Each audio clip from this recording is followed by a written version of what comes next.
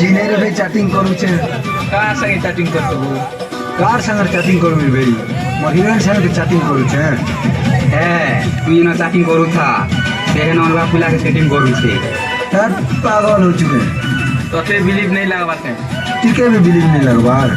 तू तो टीके रे विश्वास नहीं करबो हां तोते देखा मी आज देख तो हिरन की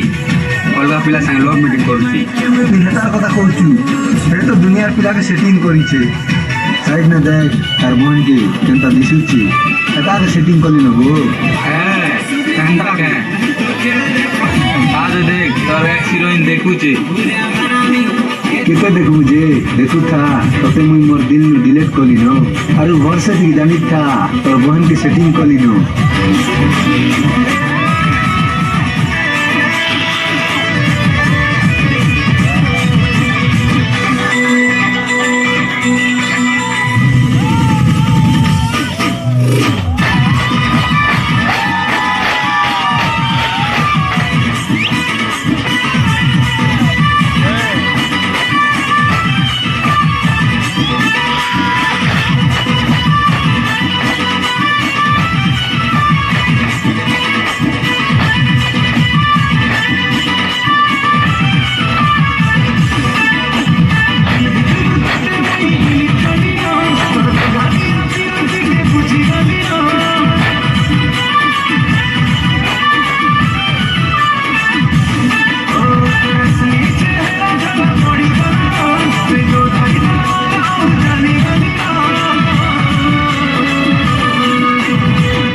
चल हट रे बेवफा सनम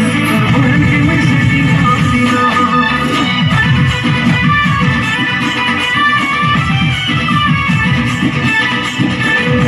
चल हट रे बेवफा सनम भूल के मैं सेटिंग करती ना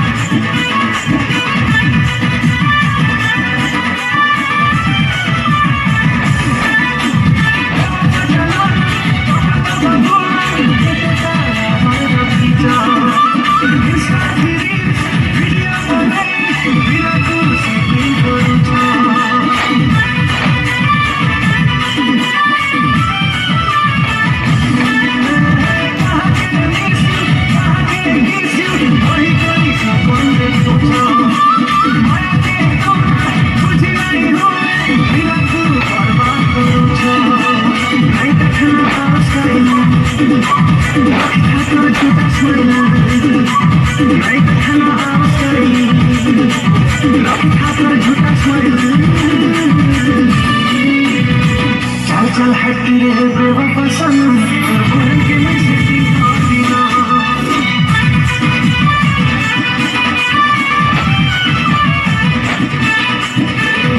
चल हट रे बेवफा सनम भूल के मैं सेटिंग करती ना